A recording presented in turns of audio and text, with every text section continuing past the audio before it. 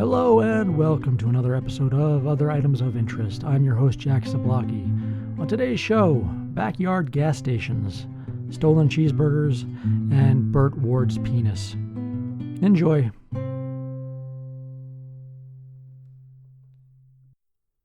Hello and welcome to yet another episode of Other Items of Interest. I'm your host, Jack Zablocki.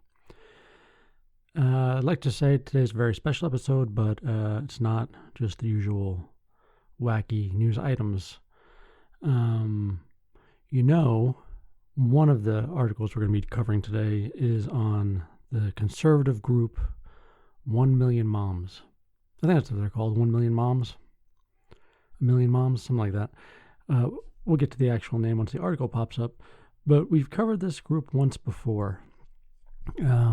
I think over the summer, when Toy Story 4 was out, this group, 1 Million Moms, complained about a same-sex female couple either picking up or dropping off or both a child at the daycare or school in the movie. I remember watching Toy Story 4 and not seeing anything like that, but they saw that and they complained. They wanted to burn the world down as a result. So they're a little bit of a nutty group, and they've got a nutty story coming up. At least I consider it nutty. To raise such alarm over what they're raising alarm over, I would consider nutty. That's coming up in the beginning of the show. Other than that, we've got the usual strangeness and oddities, and we'll be winding down the show with 4, dare I call it sexy stories? Not really. I mean, I guess it's sexy for us. Don't get your hopes up. Anywho, let's get on with the show. Get on with the stories. I have nothing else to talk about. Let the stories do the talking for me. So with that in mind, let's go.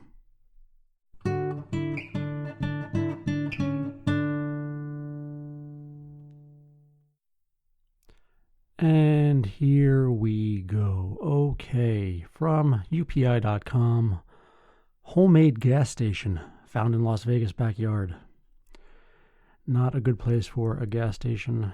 Not a good idea altogether. Firefighters in Las Vegas shared photos of an unusual discovery in a resident's backyard, a potentially dangerous homemade gas station.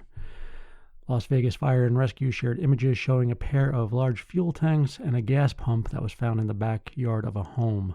The post said firefighters, police, and code enforcement officers responded to the location.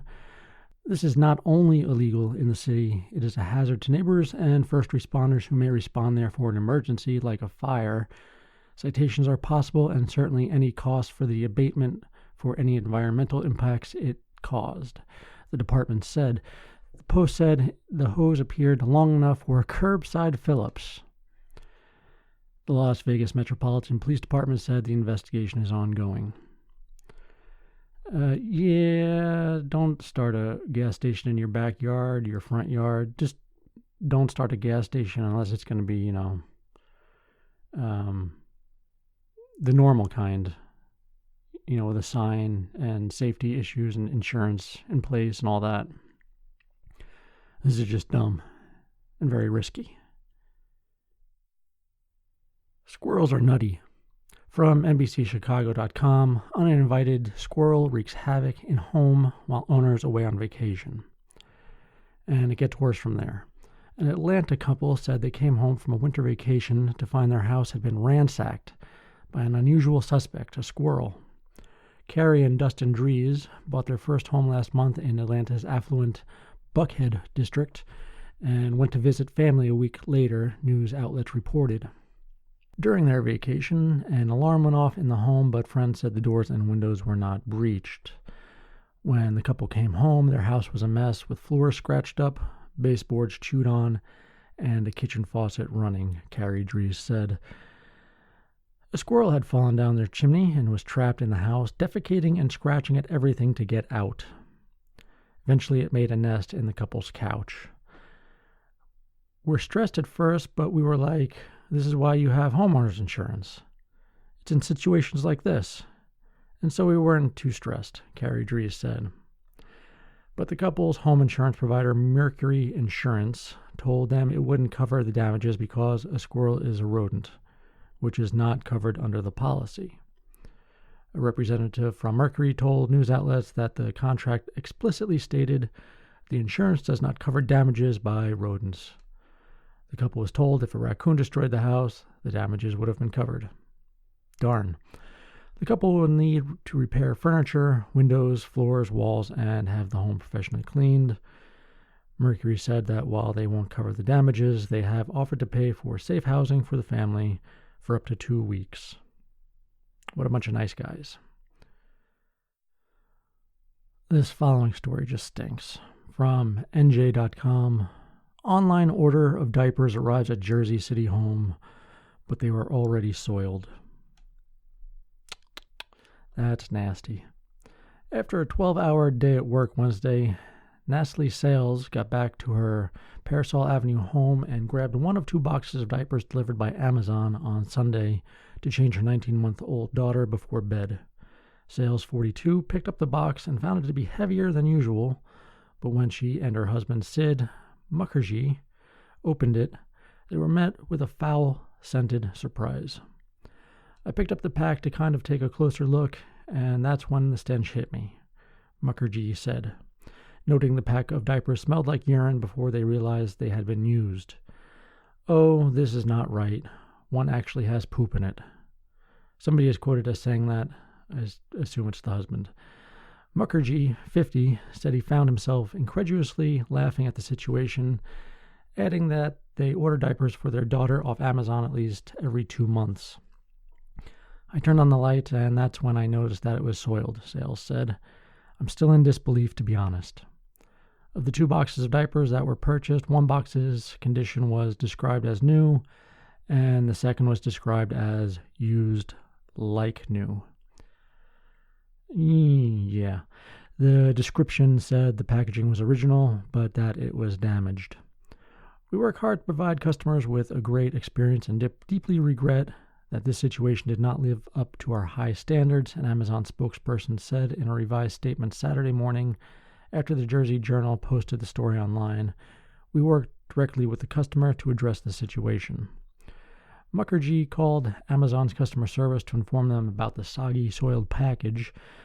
Sales said it seemed like they couldn't grasp what the parents were telling them, as the Amazon supervisor remained nonchalant about the situation. Initially, the supervisor asked that the package to be returned, but then told Mukherjee, as a courtesy, we are allowing you to keep the item.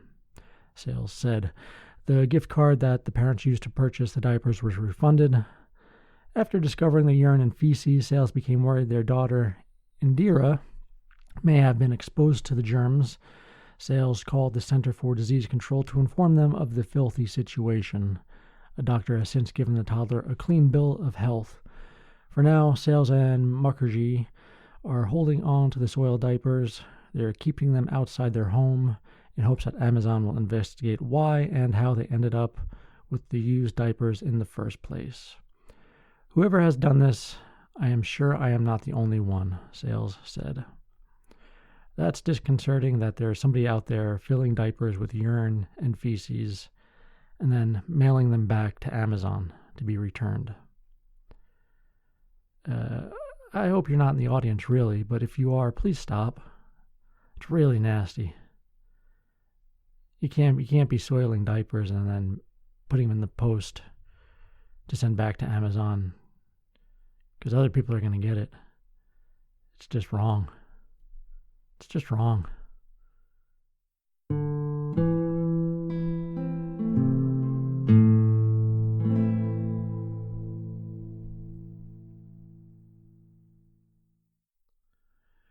And here we are with that 1 Million Moms group story. From CNN.com, conservative moms group slams Burger King for using the D word in a commercial. The D word. Just wait for it. Activist conservative group 1 Million Moms is taking aim at Burger King for using what it calls the D word in a commercial promoting the non-meat Impossible Whopper. In the ad, a group of people taste test the plant-based patty that has been a hit for the fast food company. With a mouthful of food, one man says, "Damn, that's good." There's your D word. That ad was posted online in August when Burger King began sales at stores nationwide. But on Friday, 1 million moms posted a press release criticizing the use of the D word in the commercial. 1 million moms finds this highly inappropriate. When responding to the taste test, he didn't have to curse.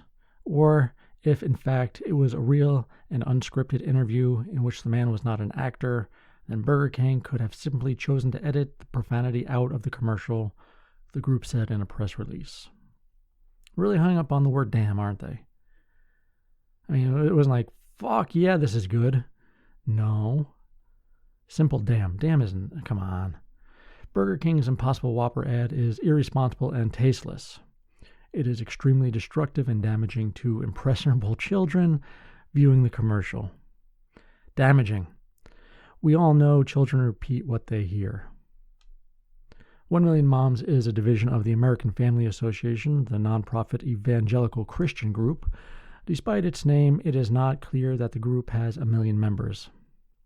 According to its website, more than 8,000 people have taken action on the Burger King issue, and its Facebook group has just shy of 100,000 likes. A little bit short of 1 million. The activist group long has targeted groups that feature LGBT people or relationships in a positive light. In 2012, the group called on JCPenney to remove Ellen DeGeneres as its spokeswoman because she is gay, but the retailer stood behind the comedian. Last month, 1 Million Moms successfully campaigned to have Hallmark remove a Zola ad featuring a lesbian couple at the altar on their wedding day. Hallmark faced sharp criticism for the ad's removal and later reversed itself, saying it made the wrong decision. Well then, 1 Million Moms, go get fucked. Nothing but an annoying hassle on everybody. That's all. For real. This one is kind of bewildering. From Insider.com, headline reads, "Men are paying $76,000 for limb extending surgery that involves breaking leg bones and inserting nails and screws." When you think of plastic surgery, boob jobs and liposuction are likely some of the first procedures to come to mind. But limb lengthening surgery is now also an option for people who want to be up to 6 inches taller. Plastic surgeon Dr. Kevin Debeparshad, I don't know how to pronounce that, founded the Limplast X Institute in Las Vegas, Nevada in 2018 to create a business centered around limb lengthening cosmetic surgery.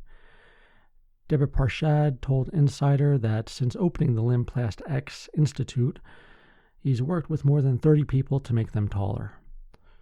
According to Debeparshad, many patients, surgeons, lawyers, and venture capitalists among them come to him as fairly successful people career-wise, but they have feelings of lacking when it comes to height. They think if they can modify this one complaint, it can make their life complete in some way, Debeparshad said, adding that post-surgery they thank him for making their lives better because they feel less insecure.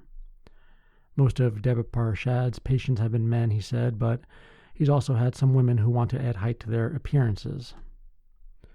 Although lengthening a person's bones for cosmetic purposes is a new concept, the technology and procedure to do just that has existed for nearly 100 years, according to the journal Children's Orthopedics. Today, the procedure involves inserting surgical nails and screws into the hollow part of a person's bone, usually in the legs, and slowly extending the nails and screws to train the tissue in the area to permanently stretch. Sounds a little painful. This procedure is commonly used on patients with leg wounds from military service, car crashes, and other traumatic events, but Debeparshad said he and his mentor, Dr. Dror Paley in West Palm Beach, Florida, began using the technique for cosmetic purposes. Debeparshad is the first known surgeon to open a practice dedicated to making people taller. If a person wants to add height to their appearance, it comes at a cost. $76,000 to be exact.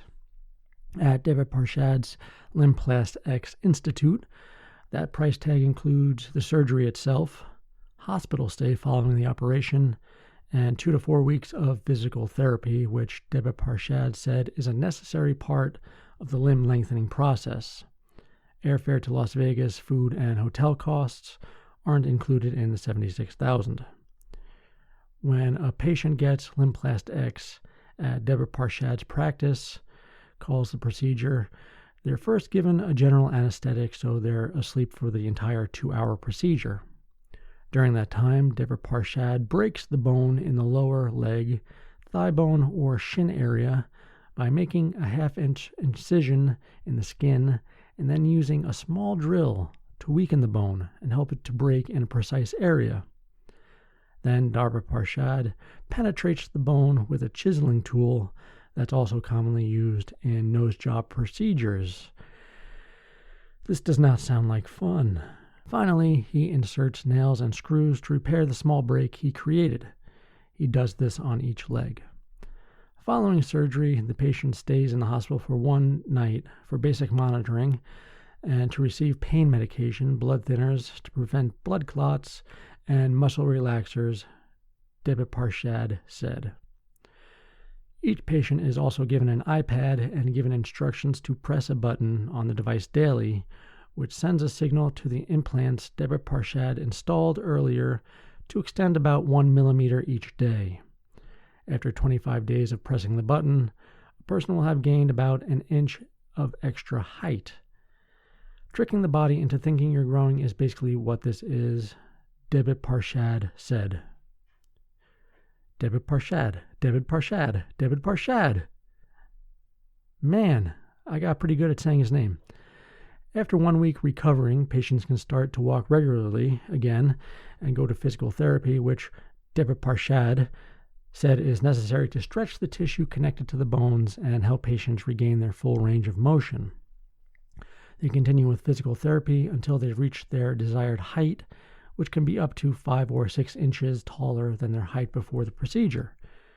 A year later, David Parshad removes the screws and nails and the bone, and tissue stay permanently stretched from that point forward.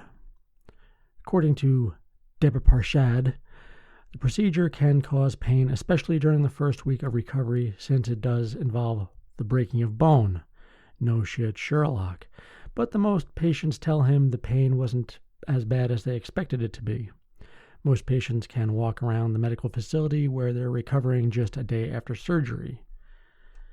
David Parshad said his Limplast X procedure also comes with minimal risks outside of those typical for any surgery, like blood clots and pneumonia, because the technique has been used for decades. Patients who are able to run very quickly could be affected, though, because the procedure changes a person's stature. You may trade off some athletic ability to get that end stage, David Parshad said. You can walk and go to the gym, but you might not be able to sprint 100 meters in 9 seconds, if that's something you could do before surgery. He believes the technique has the potential to become mainstream like breast augmentation and Botox, two popular cosmetic offerings. Still, cosmetic surgery isn't a cure-all for feeling physically inadequate, health psychologist Charlotte Markey previously told Insider. Self-acceptance is not just about how we look, she said. Data suggests that cosmetic procedures don't have a lasting effect on people's positive body image, nor their general well-being. So there you have it. $76,000, 2 broken legs, and you might not be feeling better off than you did beforehand in the long run. Just keep that in mind when you want your legs broken.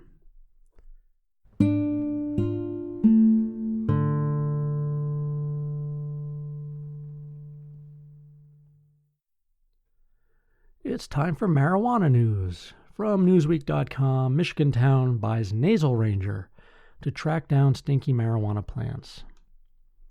That's right, a nasal ranger. And there's an image of the nasal ranger with his tool, I guess, his nasal ranger machine on the Newsweek website. You can check out all the links for the show at www.otheritemsofinterest.com.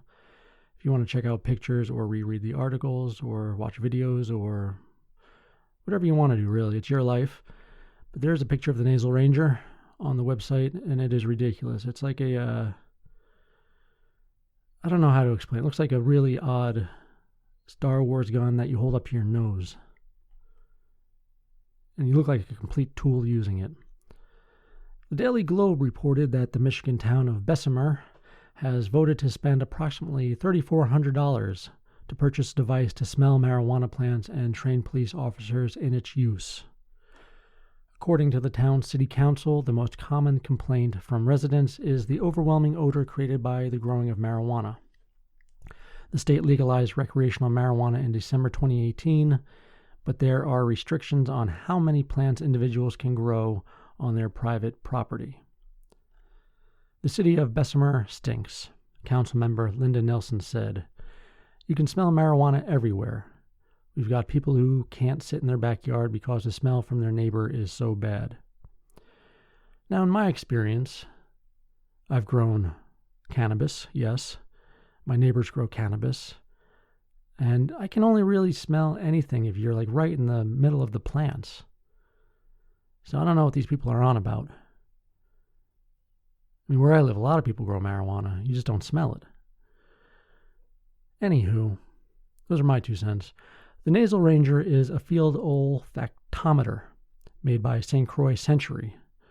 Released in 2012, the device blends external air with filtered air from a tank. The user manipulates a dial on the side of the machine to evaluate the potency of the odor they are tracking.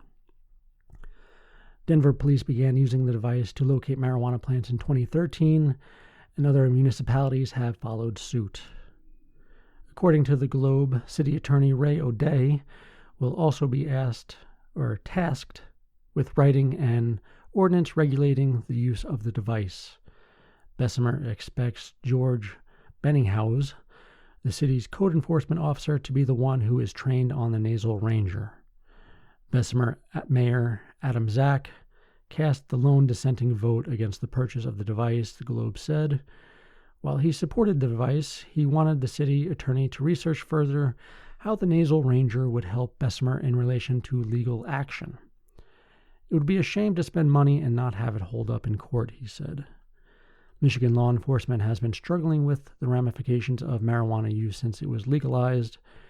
In November 2019, Newsweek reported that state police were still receiving calls about marijuana smoke and odor, but lacked the jurisdiction to investigate them unless they suspect that it was being consumed by underage users.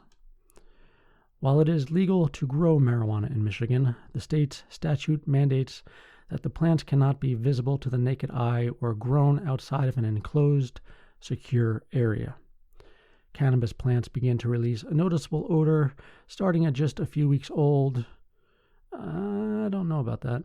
When they begin to flower and produce buds, the smell becomes much stronger. As plants increase in quantity, the odor multiplies.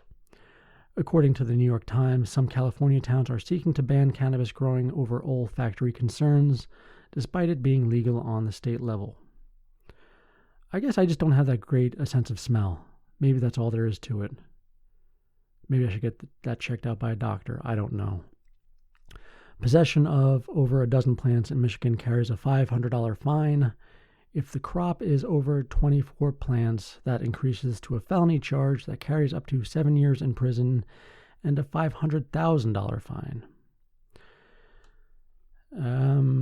That's all there is to that.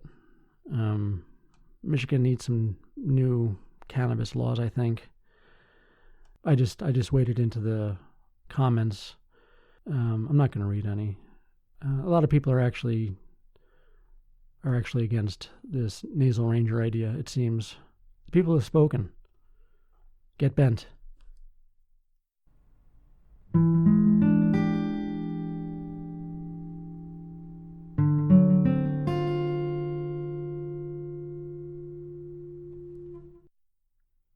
You like bagpipe music? It's an odd taste to have in music if you're into it. I myself don't care for it much. From ABC7.com, California McDonald's plays bagpipes 24/7 to stop homeless from sleeping near a restaurant. Lovely. Residents are not loving a new idea launched by a Sacramento McDonald's to deter the homeless from sleeping near the restaurant. The sounds of bagpipes play 24/7 from the speakers at the fast food restaurant. That is hell on earth. Are you trying to keep everyone away from the McDonald's? Holy shit. Locals say the new method is not working and have spoken with management in hopes they'll pull the plug. It actually penetrates through the walls. We can hear it. I'm trying to watch TV or whatever, and it's going through that, said Arnold Phillips. Neighbors have taken their frustrations to a corporate level, but officials have yet to respond to their requests. And that's the end of that article. They're still apparently blasting bagpipe music. That would drive me up a wall. Holy moly. From WSBT.com, WSBT, Channel 22 CBS. Woman wearing FBI hat tells gas station clerks she's with the CIA.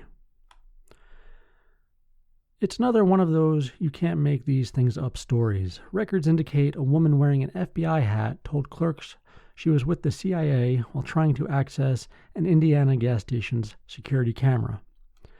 According to the probable cause affidavit, South Bend officers were dispatched to the Go-Lo's gas station at 421 North Olive on January 3rd in reference to a woman identified as Lisa O'Donnell trying to look at camera recordings. She showed ID but no badge, the report says. When officers arrived, an employee pointed out O'Donnell driving away from the gas station in a white Dodge Charger with no plates. Officer Joseph Stitsworth, it's a hard name to say, activated his lights and pulled O'Donnell over. She told police there had been passing of counterfeit money and she needed to obtain gas station video. She also said she'd been working in the area for months. When asked who she worked for, the affidavit said O'Donnell responded, CIA, but was wearing a white hat that read FBI. O'Donnell stated police should run her ID, saying her license would reflect her credentials. Her license didn't, in fact, confirm her status as a CIA agent. Officials said Stitsworth contacted another South Bend officer for a reference, and he was told O'Donnell didn't work for the CIA or the FBI. He also said she had taken the Charger for a test drive from a dealership and never returned it. That Charger was reported stolen and then impounded. O'Donnell was transported to the St. Joseph County Jail. Little cuckoo for Cocoa Puffs, I believe. And here's another curious one from KATV.com. ABC7 on your side. Man claims someone stole his cheeseburger from motel nightstand in Benton. A man claims someone stole his cheeseburger off a motel nightstand in Benton, according to KATV content partner, the Saline Courier. According to police report, Keegan Byers told police that he had purchased 2 cheeseburgers at a nearby gas station.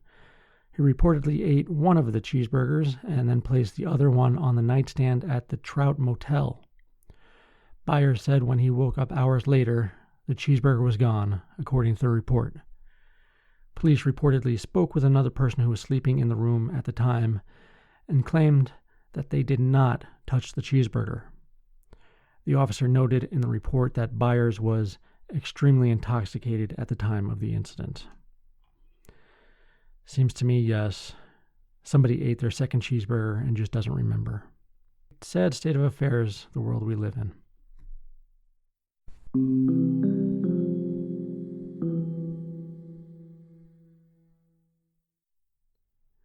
And here we go with our sexy stories of the show, which, to be honest, aren't sexy at all. From 10news.com, strip club hands out branded tents to homeless. Oddly enough, a day or two before I found this story, I was thinking of terrible business ideas, and one would be to hand out either tents with branding on them or to advertise on homeless tents within the city. I don't know if in your city you have a lot of homeless tents, but in mine we do. And just how tasteless that would be to advertise on the side of homeless tents. Lo and behold, this strip club had the same idea without thinking that it was a bad one.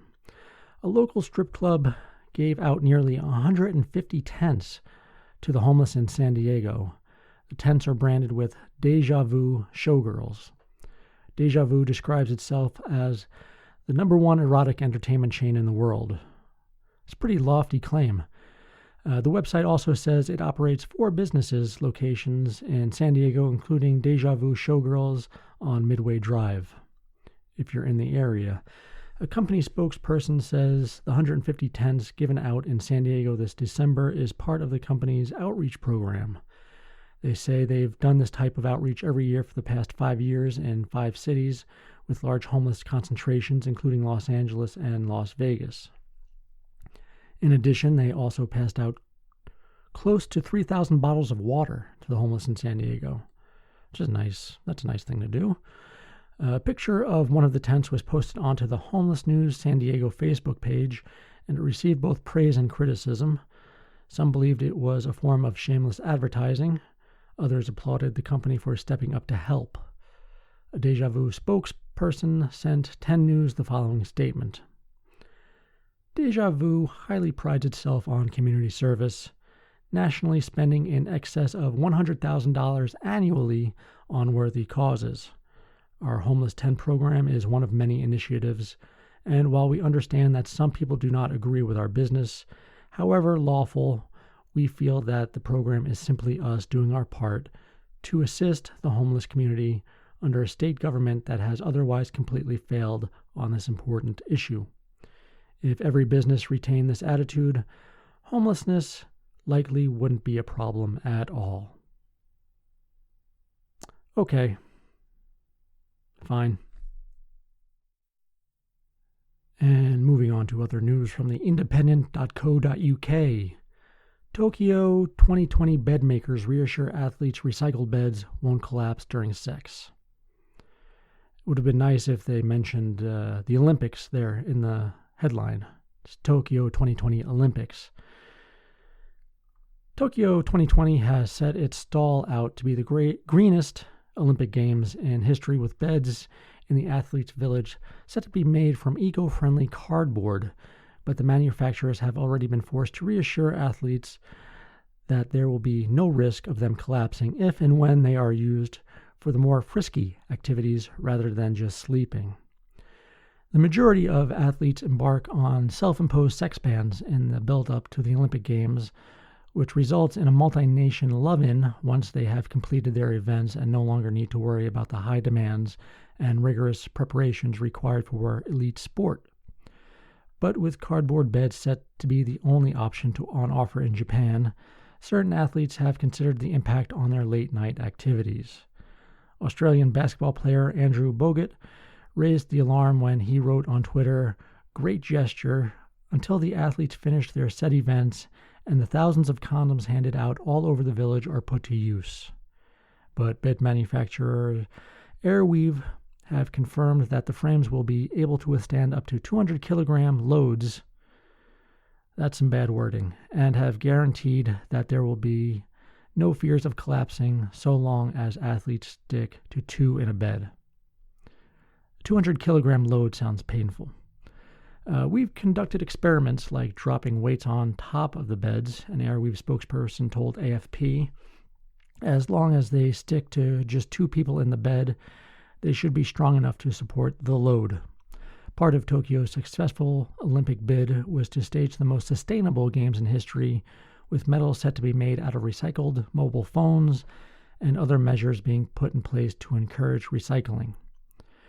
"We prefer not to destroy things we built but continue to use them," said Takashi Kitajima, general manager of the Tokyo 2020 Athletes Village at Thursday's unveiling. "This is a major element for providing sustainability." There's a picture of the little bed made of cardboard. Well, that really is made of cardboard, isn't it? Yeah, I wouldn't trust that bed to not collapse. What athletes get up to after their events are completed has been well documented over recent games given the number of condoms that organizers provide at the athletes' village. London 2012 was dubbed the raunchiest games in history, as 150,000 condoms were supplied for the 17-day competition, though Rio 2016 blew them out of the water as 450,000 were provided at an average of 42 per athlete. Tokyo 2020 have not yet confirmed how many they plan on supplying in the athletes' village, though organizers have suggested that the total number will be more akin to the London total than what was seen in Brazil 4 years ago.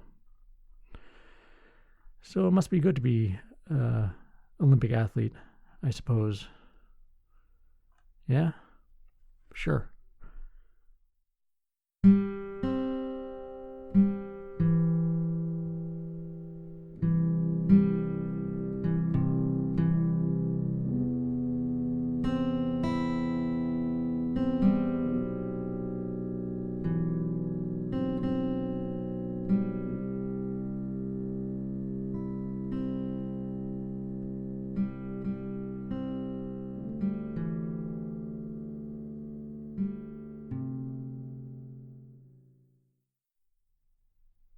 And now, here's this. Canoe.com asks, are AI sex dolls the future of intimacy? Sex dolls are becoming so well made, one doll maker believes it could be a matter of years before they approach something in the mammal category, this Daily Star online reports. Matt McMullen, owner of Real Doll, says artificial intelligence could help make sex dolls indistinguishable from real people. I would say probably within 5 to 10 years, the appearance of a robot is going to drastically improve, McMullen told the Star. AI may start to approach something in the mammal category, but I don't see necessarily human-like intelligence, and as such, I don't think we can ever consider the idea of human-like self-awareness, he said. I think in some ways that robots looking identical to humans is not that far off, McMullen added. However, David Levy, a computer science professor, told the Star there have been attempts to upload AI personalities to sex dolls. At the moment, human-computer conversation is one of the biggest, if not the biggest, unsolved problems of AI, Levy said. I will always believe that in order for a sex robot to reach a kind of pinnacle where they are almost indistinguishable from humans, it has to have good conversation. Levy even went so far as to say the AI sex dolls could be created so they're replicas of people living or dead. The prevalence and demand for sex dolls has grown in recent years as they have become more lifelike in appearance, prompting the beginning of a new and rather bizarre social media trend. Sex doll reviews can now be found on YouTube. Videos depict individuals purchasing, unboxing, and then reviewing the dolls, with some garnering millions of views, the UK Sun reports. In one video, AI sex doll review, the head of a male doll is seen speaking in response to several different questions. The dolls are typically customizable. Some unboxing videos showcase sex dolls that require assembly. You have to screw the heads, legs, and arms to the body, while others come in one piece. And there's that. I just can't wait until some of these people take their sex dolls out on dates and into public. That's going to be a sight to see. And here we are with the last story of the show. From page6.com, ABC told Batman actor Burt Ward to take pills to shrink penis. Now, it's always been a thing in pop culture that Burt Ward, who played Robin on the 1966 Batman TV show with Adam West, had an incredibly large package in his little green tights, and that they had to kind of work around it with costuming. But having to take a pill to shrink your penis is new news to me, anyway. For baby boomers and classic TV fans, the name Burt Ward is instantly recognizable as the loyal and extremely excitable Robin on the campy Batman series, which ran on ABC from 1966 to 1968. Just this week, he happily unveiled a star on the Hollywood Walk of Fame, which he called an amazing experience. The Cape Crusaders' costumes were bright and tight-fitting, to say the least, so snug that Ward incurred the wrath of the Catholic League of Decency. That's pretty interesting. Catholic League of Decency is checking out packages on TV. They thought that Robin had a very large bulge for television, Ward told Page 6, although he promises that it was all him, unlike Adam West, who played Batman. With Adam, they put Turkish towels in his undershorts, he explained. I didn't know that either. I really didn't need to know that. The problem grew so tumescent that the studio had Ward see a doctor who prescribed medication to shrink me up. Thankfully, Ward quit taking the pills almost immediately. I took them for 3 days, and then I decided that they can probably keep me from having children, he said. I stopped doing that, and I just used my cape to cover it. Despite starring in the #1 rated show at the tender age of 20, Ward swears he didn't spend his evenings getting hit on by ardent admirers.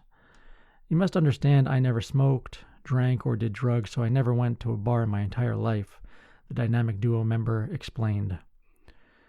It's not to say I didn't go out and have a good time, but I never went out and did what you think Hollywood celebrities do. I was a straight-A student at UCLA.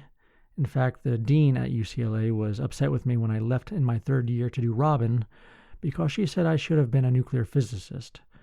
I was in the top 3% in the United States in science and math. Despite not receiving any money from the TV show in decades, Ward is not bitter, explaining that he was never in it for the money.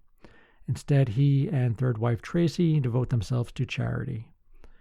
My wife and I run the largest giant dog rescue charity in the world, Ward says proudly. 15,500 dogs would be dead if it weren't for my wife Tracy and I and my package. Now, he didn't say that about his package. At all times, we have a minimum of 50 dogs at our house with us. We make our dog food, he continued. We've discovered a way to double and triple the lifespan of dogs.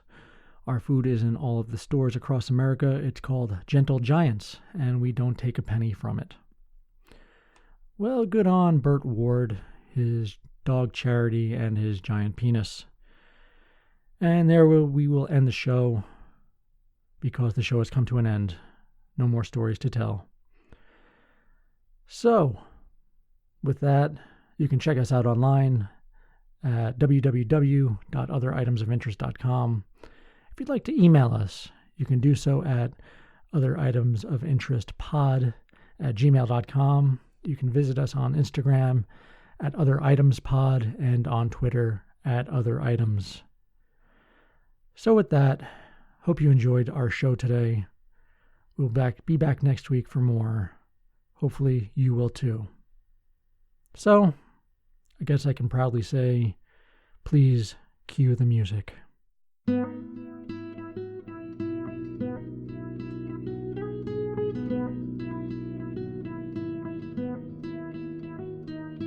Welcome to the end of the show. You've reached the end. This is the final moment in the show where we play the outro music and I say goodbye. So goodbye to all, and to all, good night. That is all. We'll be back next week. Enjoy your time on Earth. Bye-bye.